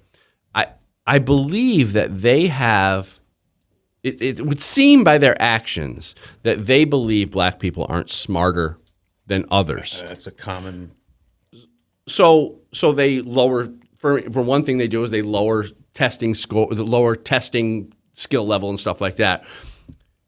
Because I think that they've been taught or conditioned or something to believe that black people aren't as smart as other people. So what happens if they have this belief that, left-wingers have this belief that black people aren't as smart as other people? What happens when they see a black person who is obviously intelligent? He's not black. So what do they do? Like, how do they put that together? They ostracize him. Same as Glenn Lowry and whoever else I was just talking about, book I reading, woke religion. They don't. The black people. I hate to even say that. Well, we can say white people. Why can't we say black people? Right. But black people that. One thing I don't want to do is fall into the rules and guidelines of the left. Right. Okay. If we want to say black people, we can say black people. It doesn't matter. Well, black people like Glenn Lowry and other professors, men that have excelled and women who have excelled are ostracized by the black community, I think, at least the leaders, as people not to look up to, which is kind of strange because you would think that you would want to bolster the success of people and encourage young people to look into that and maybe follow their paths. Morgan Freeman, whatever. There's all kinds of examples about that kind of stuff. But it's basically a disservice to the black youth because their community, their community is not encouraging them to be as good as they can be. Right. They're starting out thinking that they're not going to be. Well, they're lowering the score. Lowering expectations. Lowering expectations, and they're not encouraging productivity. They're giving out free whatever. Oh, you're black, you're disadvantaged. White people have been putting you down all your life, and here's some free stuff. That doesn't help anybody. Well, but it makes people dependent. It makes them dependent. And the culture is set up so that if you try to get out of that, then there's something wrong with you. Oh, yeah. That's the crabs in the box, right? Yeah, exactly. People know what crabs in the box. You want to tell the crabs in the box? Tell the crabs in the box. Right. So when there's a whole bunch of crabs in a box, and when one crab finds a way to maybe get out and starts climbing out of the box, what do the other crabs do? They pull him back in because they want him with them. They don't want him to progress. Never knowing what's outside the box. Never knowing what's outside. You never learn what's possible if you limit yourself that way. So we talked a little bit about the cognitive dissonance, and I want to show another clip of a perfect example of cognitive dissonance. Now, here's this guy who is caught between two different ideas, and there's a guy questioning and asking him the questions, and you'll see cognitive dissonance in this next clip on display. So, Danny, we got that? I have a quick question. So, he's black, he's black, he's black, he's black, she's black, he's black, he's black. What do you think about that? I'm confused why they aren't doing anything about her wearing the Blue Lives Matter flag. We know what it means. What does it mean? It means that we don't support Black Lives Matter. I thought it means. Can you stop it for a second? Able to? So let me try to. The one cop is wearing a blue stripe, so Blue Lives Matter. Right. So that means to him projection right off the bat. Yep. Right? That they don't support Black Lives Matter, and this interviewer guy is pointing out the fact that in this row of cops, there's several black cops. Right. So how do you square that? So go ahead, keep playing. It didn't exist before Black Lives Matter existed. Interesting. I never saw a thin blue line 4 years ago, 5 years ago. What do you hope to accomplish by yelling at them? I hope that she takes her Blue Lives Matter flag sign off. I think that's extremely disrespectful. And again, black guy, black woman. I hope that they can tell her the same thing that I can tell her. Black guy. I hope they think the same thing I think. I hope he supports Black Lives Matter. I hope he supports Black Lives Matter. I know you don't, but I hope every man here and every woman does. So you're white and you're telling the black guy he doesn't.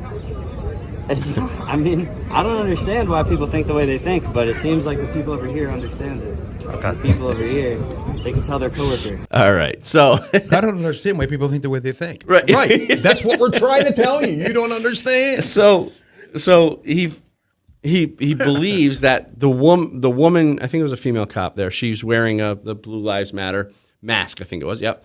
And somehow she doesn't support Black Lives Matter because she supports, well, she's a cop. So of course she's going to support Blue Lives Matter, right?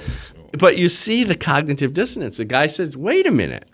You're saying that they're, that they don't support Black Lives Matter, but look, they're black." I mean, what more could you have? Well, the step that needs to happen after that is the person that they were talking to needs to start asking a question to himself, like, I don't understand why they think the way they do.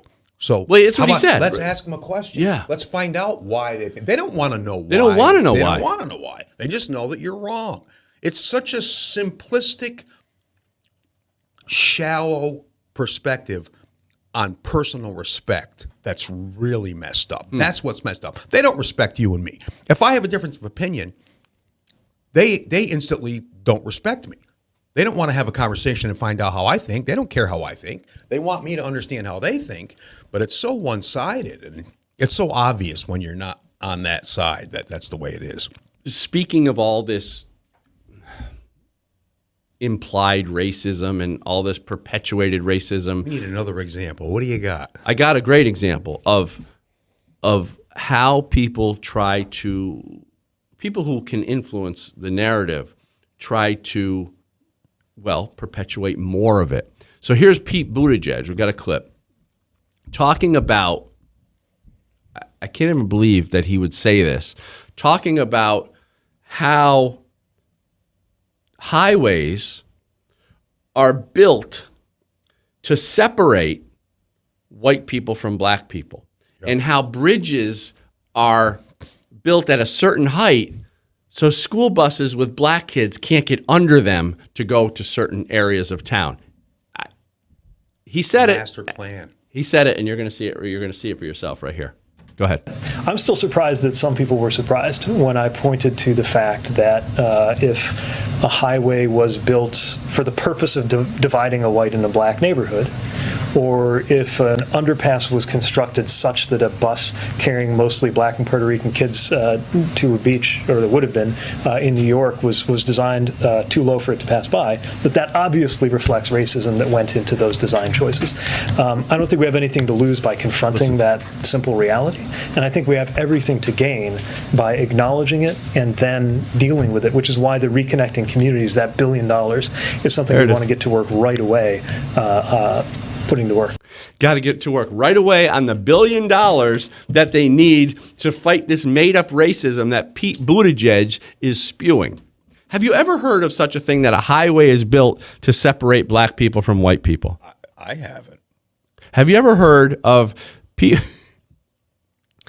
making bridges a specific height so a school bus full of black kids can't get under it? Aren't school buses for white kids the same height as the school I would think so. What the hell is wrong with these people? Pete Buttigieg, I mean, this guy is just a complete disaster of a, I don't even have words for him. Locked in. It's just crazy. Oh my He's God. just grasping at straws. Let's pick examples of everything that's possible and make it racist. But if you notice, sorry to interrupt you. Go ahead. I'm done. Sorry. That was it. But if you notice at the end, I'm just Yep. so excited about this conversation, because if you notice at the end, what's the solution? $1 billion. $1 billion. If you give us $1 billion, we will fix this problem of racism that we fabricated for you to indulge in. Right? And the government has such a history of, improving infrastructure efficiently and stuff like that. What a bunch of phony balonies these crazy. jackasses are. Okay, next thing real quick, because I know we're running out of time. Bill de Blasio wants to create school in New York for kids all year long, all afternoon. And here's an article from New York Post. Right now, our schools aren't working for a lot of people, and this is true in New York. It's true all over the country. The school day, the school year doesn't fit the reality of families, and therefore middle-class people, working-class people will struggle to find a way. He says his plan is every child deserves education throughout the summer, and he goes on to say, we could lead the nation in a vision of education that can take us forward. He wants school, and the rich are going to pay for it. There was a tweet here. Let me try to find the tweet. Wealth tax, right? Yeah, a wealth tax that the rich will pay for schooling for children all year long, all afternoon, I'm assuming until dinner time. So what happens now? First of all, what kid is going to want to go to school all year long? None that I know of. And what? Who's going to pay for it? It's going to end up coming out of taxpayers because you tax the rich, you're taxing corporations, and that ends up filtering down anyway. So we're going to pay for it. And isn't this just another ploy to get a hold of children in a confined area to indoctrinate them even more with these left-wing policies? Year round. And what happens to a family who goes away in the summer? Maybe they go to the lake, they have a camp or whatever, a cabin or a vacation home. You can't now because Bill de Blasio wants your kid all summer long? Well, probably with $1 billion, they can make arrangements to make that work out. Put more money. Maybe they just need more. Yeah, maybe they just need more money. Yeah, maybe one or two more billion. All right, we got to go. But Dan Roberts is coming up right after the break. This is going to be a great interview. You're going to like this guy.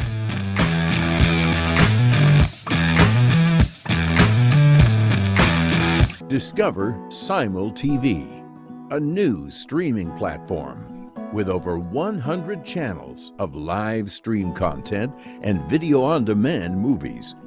Family-friendly shows to classic and blockbuster movies. Subscribe today and get so much for so little. Stream in harmony on simultv.com. By now you've heard me talk about MyPillow and how it literally changed my life. They won't go flat. You can wash and dry them as many times as you want, and they maintain their shape. They're made in the USA, and for a limited time, Mike is offering his premium MyPillows for his lowest price ever. You can get a queen-size premium MyPillow for just $29.98, regularly $69.98. It's a $40 savings, and kings are only $5 more. So go to MyPillow.com, click on the radio listener square, and use the promo code RAM, like RAM. You'll also get deep discounts on all MyPillow products, including the Giza Dream Sheets, the MyPillow mattress topper, MyPillow towel sets. You can also call 800-867-0416. That's 800-867-0416. But don't forget to use that promo code RAM. I'm Danny Watts Jr., producer of The Loaded Mic. I just wanted to let you know that you can find us at Simul TV, Right America Media, YouTube, and Rumble. You can also find the podcast at Anchor, Spotify, Apple Podcasts, and Google Play. Or you can go to loadedmic.com. Remember to like, share, subscribe, and leave a review. The media and politicians create terms like gun violence and ghost gun and assault weapon to change the narrative around guns in America. The entire anti-gun fear campaign is built on the reactive emotions of people who don't know any better. And the media seeks their support for gun restrictions. In Good Gun, Bad Guy, I give you the behind-the-scenes look into the mind of the anti-gun radical, because before we can defeat them, we need to understand their tactics. Good Gun, Bad Guy 2 exposes the media strategies used to create a perpetual state of irrational gun fear and hatred toward gun owners. Good Gun, Bad Guy 3 reveals the political motives behind the gun grab, why the left wants an unarmed population, and what we can do to thwart their efforts. The anti-Second Amendment radicals started this evil game. Good Gun, Bad Guy is the rule book they hoped you would never see. Go to goodgunbadguy.com to get your copy or purchase the entire series.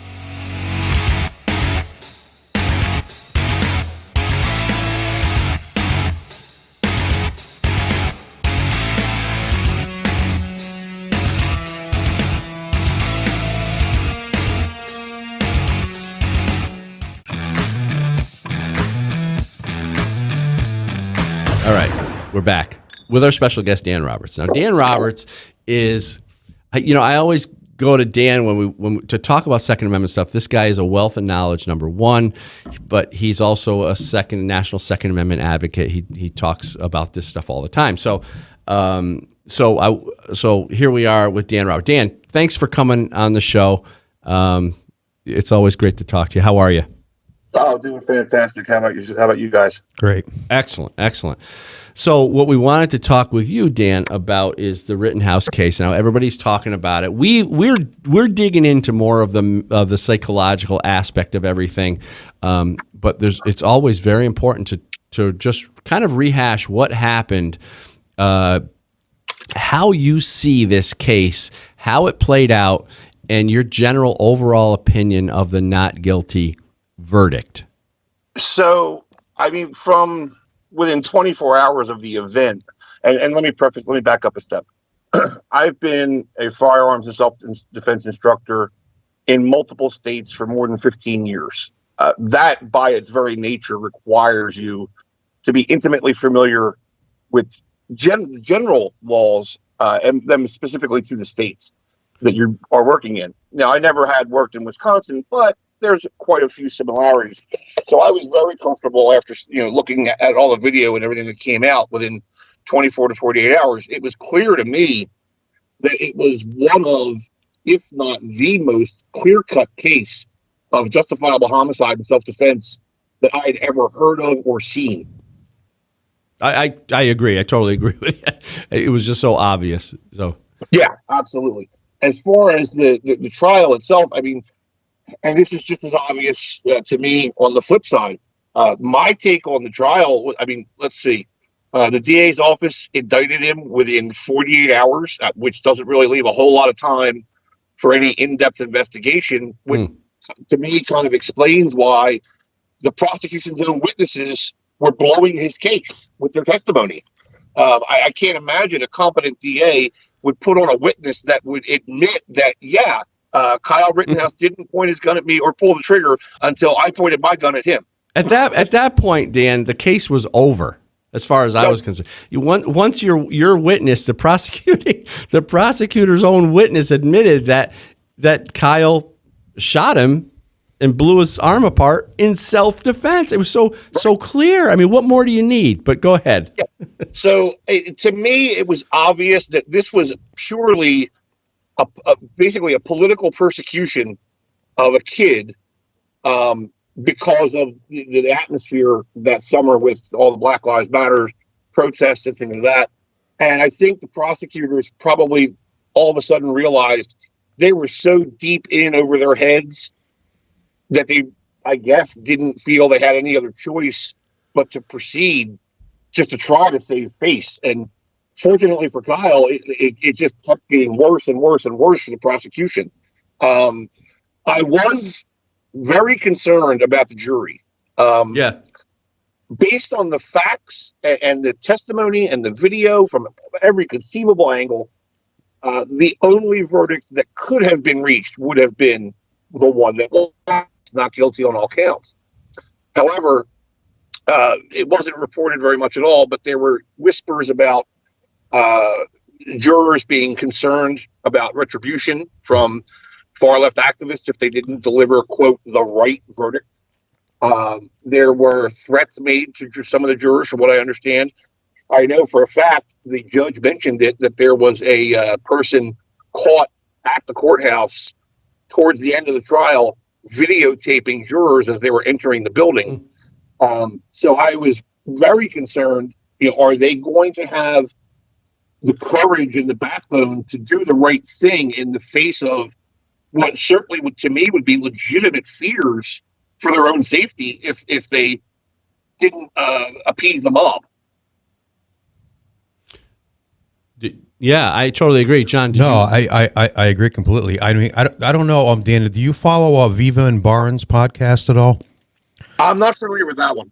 Viva and Barnes are two attorneys, one from the United States, one from Canada, and Barnes was part of the team that was on the jury selection, involved in the jury selection process. He spent a lot of his own money getting Kyle's defense up and running in the first place, but he was saying about how even the jury selection itself was not really carried out the way it should have been. Like, people were not asked the right questions. So he was worried, before the verdict came in, that there might be people that, again, might be compromised or might be fearful, like you said. And I mean, that's a legitimate concern, right? I mean, if you're living in your hometown and people know who you are and people are following you and videotaping you and waiting for you to give a verdict, that's kind of scary stuff. It should be terrifying to any American, regardless of what side of the political aisle you're on, to think that a mob could intimidate a jury into delivering a verdict to appease the mob instead of one that's based on the facts and the evidence. Right. That should scare everybody. And they weren't sequestered either, I believe, right? They weren't locked down. No, so they weren't. And that was a big mistake, in my opinion. Right, I agree. So when I look at this whole thing and you kind of look at it from a global view and the basic bullet points of this case, here we had a kid who wanted to help. He had a personal attachment to the town because of he had all sorts of family there, and so he goes to Kenosha. He understands, because of the night before there was all this craziness going on. So he understands that people may be hurt, injured, or whatever. So he brings a medical kit. He somehow acquires a fire extinguisher at some point. I can't remember how he acquired the fire extinguisher, but he did. So he's and he had a gun to protect himself because he knew he could potentially be in a dangerous situation. He wanted to carry a handgun, but he couldn't due to his age or whatever the restriction. Couldn't do it. So he resorted to a rifle.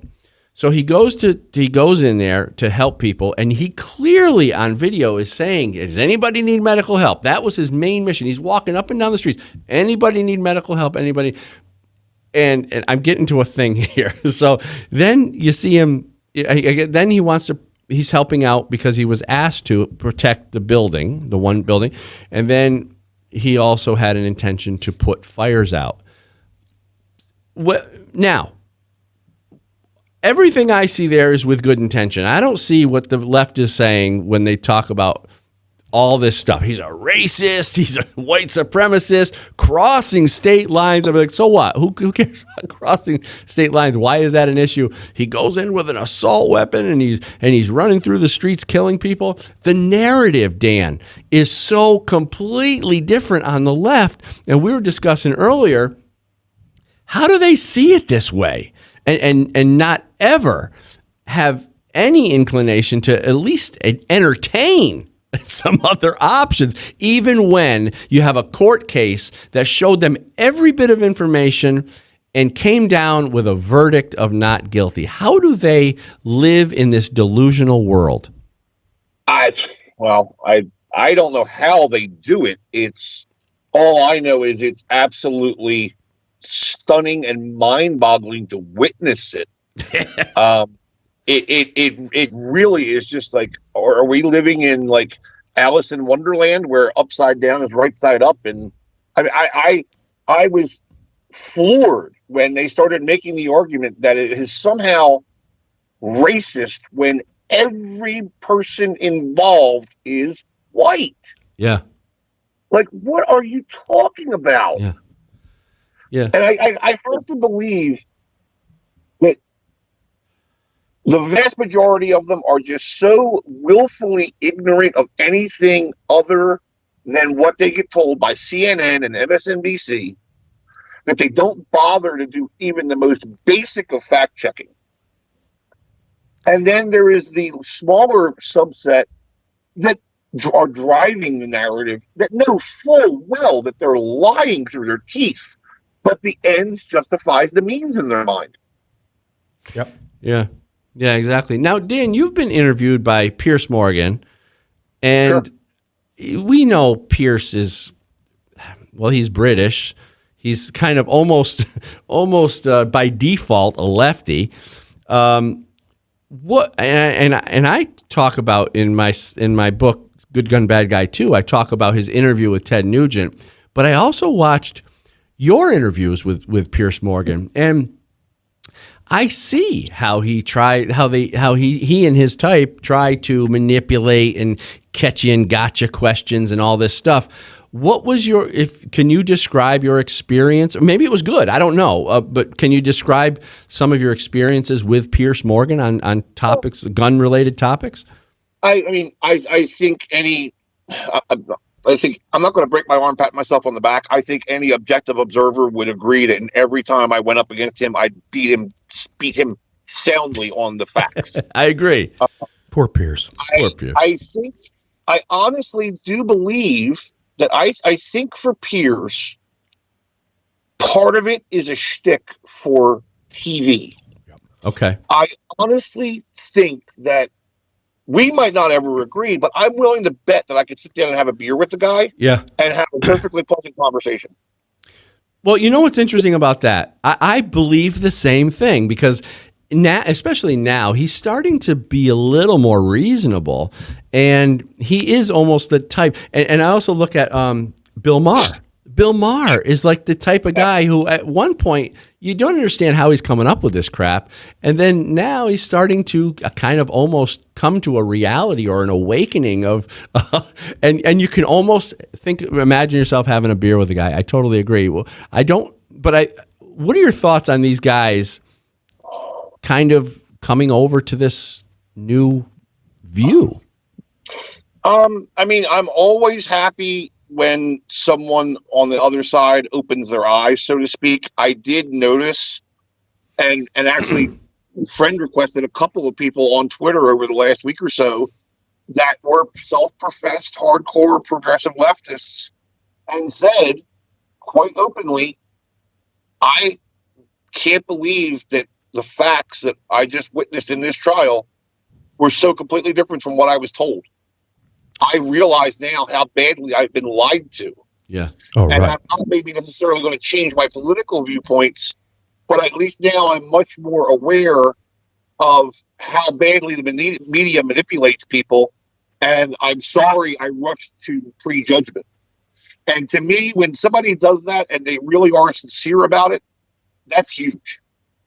Well, that's critical thinking. That's what's lacking. Like we've been talking about here, is that once you're locked into your narrative and your beliefs are solid, you're going to fight tooth and nail to not have anything challenge that, even when facts present themselves. So something radical has to happen, I guess. I don't know how that's going to happen for a majority of people. I mean, I've been amazed the last couple of days of comments on the Rittenhouse trial, people just making up stuff about what he was and what he was doing and where he was going and why he was doing things. Just a bunch of mind reading and narrative spewing. It's bizarre world. It's not factual at all, but when you challenge them, they're just, they double down and we're the bad guy. They're superior to us automatically. And I've puzzled over that for years. I vividly remember growing up. You would not ever want to reveal yourself publicly to be just so woefully ignorant of a topic that you're commenting on. And if you would be willing to listen to opposing points of view and much more readily consider that and maybe come around to the idea. And these days it almost is like a badge of honor for these people. Like they just don't care how stupid they make themselves look. And it's bizarre, but it's also a big problem. It's a huge problem. And I think it's a big factor in why we're so polarized as a country these days. When you have a group that just insists night is day and day is night and up is down and left is right, and they will not budge regardless of how much objective fact you provide them. Right. how do you possibly reach a point of compromise with someone of that mindset? How do you discuss these big problems with the country with people with that mindset that just will not accept anything other than their narrative of the event? I think one method that sometimes works on an individual basis is that if you adopt their narrative and then carry it out to the ultimate extreme. Because their logic is flawed, you know? Like, well, believing that they know why Kyle Rittenhouse crossed state lines because he wanted to go someplace and shoot people, you know? Or the big thing discussion I've been having is that, well, you carry a gun into an area like that and you're asking for trouble. I says, well, by that logic, women wearing short skirts should be expected to be raped, right? Because that's what they're doing. They're asking for trouble if that's your logic. But sometimes if you can, I don't know if it works, but it would seem to me a path where you could, again, back them into a corner and have to make them examine their own logic, which they don't want to do anyway. So it's a tough sell. That's right. It's hard for them, I think, to examine their own logic when there's no pushback or no contradicting narrative or logic within their environment. Right. So in other words, they created the landscape within which they live. Right. They created the Wonderland. They're already there. They're locked in. And there's no opposition. So, you know, what do you if you have no opposition, you have no reason to question your own beliefs. So, Dan, I wanted to get into something. Oh, go ahead, Dan, if you have a comment on that. That to me is one of the very, very disturbing aspects of social media, because as the account holder, you can very quickly manufacture your own echo chamber. Yeah. You can just, okay, I'm going to block that person because I don't agree with them. And you don't even have to stop and say, well, what if they have a point? So it's very, very easy to manufacture that echo chamber. And then even worse, when you have mainstream media outlets like CNN and MSNBC and their commentators openly and blatantly lying to people, that makes it even worse. The journalists these days have completely forgotten that their first obligation is to the truth, regardless of where it leads. And now it's about these people are celebrities themselves, and all they care about is their narrative and their paycheck. And they will say anything to keep that going. They don't want to lose their cushy position. They don't want to lose being invited to red carpet premieres of things. There was just a Project Veritas video last week that aired with several news anchors from around the country openly saying the truth doesn't matter. You could have knocked me over with a feather. Are you kidding me? Yeah. The truth doesn't matter anymore? Yeah. Are you talking about the same thing I saw where they showed some examples of a few different news anchors? One guy said, I don't care if my viewers trust me. And then another one said, I think it was an executive of one of the major news networks or whatever, she said something to the effect that we're not objective. We don't want to be objective anymore. So it's not about objectivity. And I was like, what's going on? A few years ago, you had Mika Brzezinski on the air openly say, our job is to tell you what to think. I remember that. Yeah, she kind of slipped. It was kind of like a Freudian slip. And I don't understand how people can know that these things are out there, that they're obviously not manufactured, they're not selectively edited. This is a glimpse behind the mask of what these people really think when they think no one's recording them. And yet they still don't question it. Yeah, because when someone tells me who they are, I believe them. Sure. Right. And they're not getting the pushback that they need to get. Until now, and I don't know, tell me what you think, both you guys, what do you think about this? But I think right now, they're starting to get a lot of pushback, especially with Biden, the failure that he is. Oh, everywhere. It's swelling up around the country. It's just... So what do we think? How is this going to play out? Are they going to get enough pushback where they start rethinking themselves, or is it just going to be a complete left versus right country, and we're going to start going to our own corners and creating our own states and living separately? So I think I read an article just a few days ago that CNN, after the first of the year, is going to axe a bunch of their on-air personalities, and they're, quote, going to return to their roots. I'm assuming they're referring to the early 80s when they were just a flat-out news organization. Really? That's what the article said. Their plans are. We'll see if they carry through with it or not. Well, but part of your statement, the divide is already here, in my estimation. Oh, sure. I hate to say it because it means so many profound, ugly things. My family goes back to the Revolutionary War for fighting, serving this country and fighting in its military. I fear that we are so far down the path now that it can go one of two ways: either a peaceful divorce or a violent balkanization is essentially inevitable at this point. And it's borne out by, if you look at the polls over the last couple of years, now people in all, not quite majorities, but significant numbers on both sides are saying it's time to dissolve this. This just isn't going to work.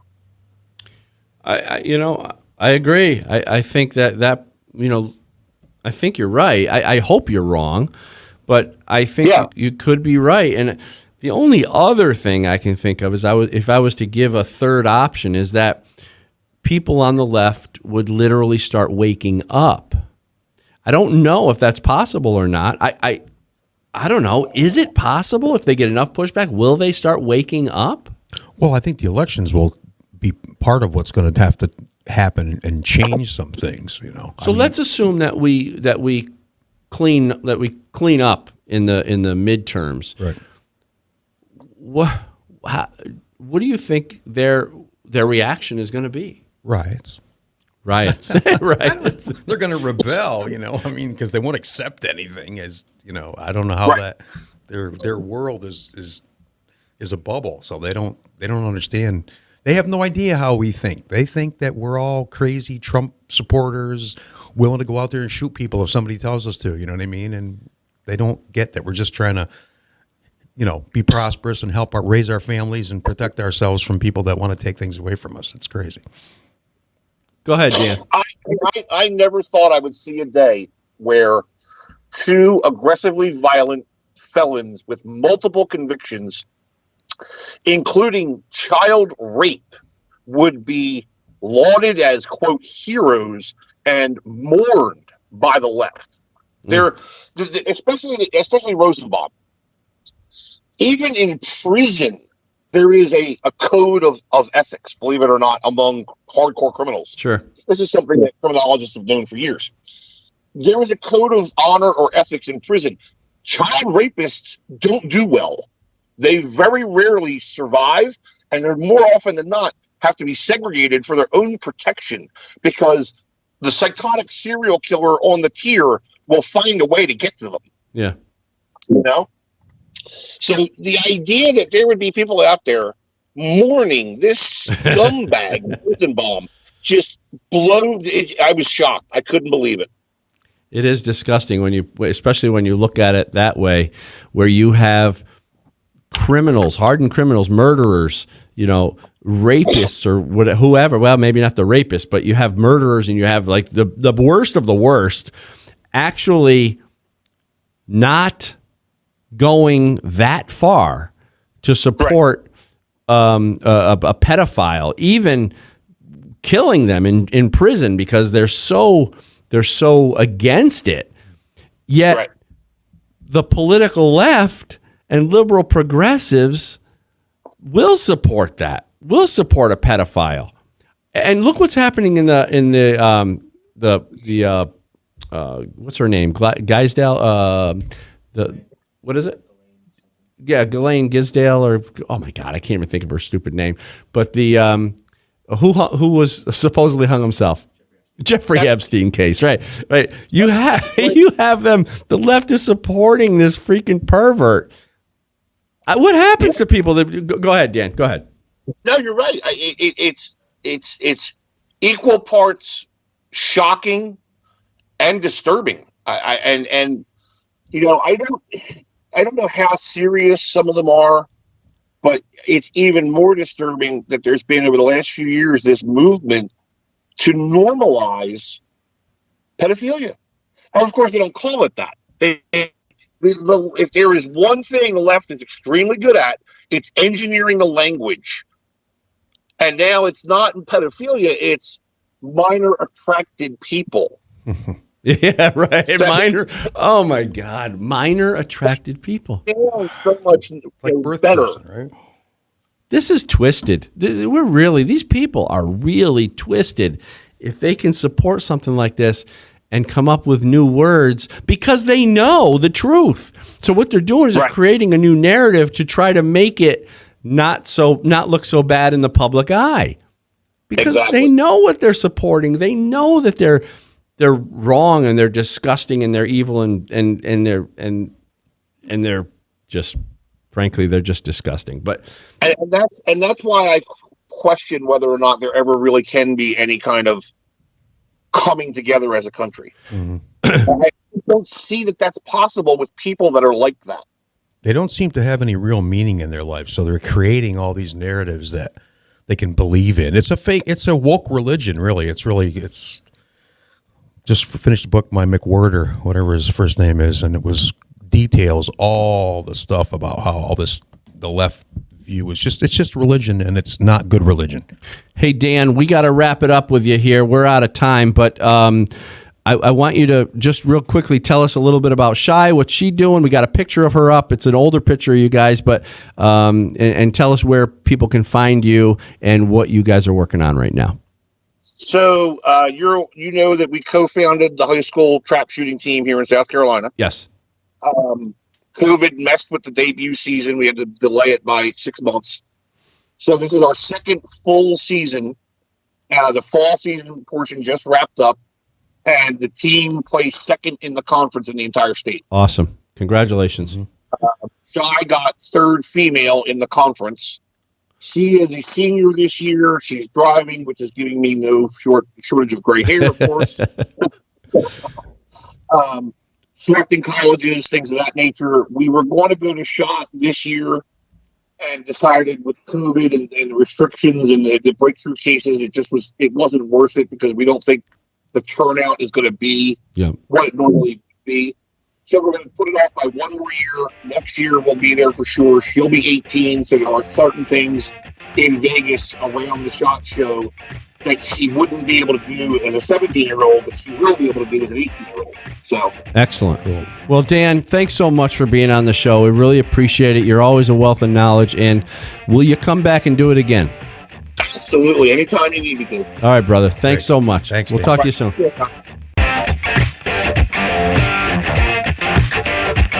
Thanks so much for watching The Loaded Mic on YouTube, Rumble, Simul TV, and Right America Media. You can also catch the podcast on Apple Podcasts, Spotify, Anchor, whatever your favorite podcast app is, we're there. I'm Dan Wass, and the Second Amendment is not a privilege. It's your right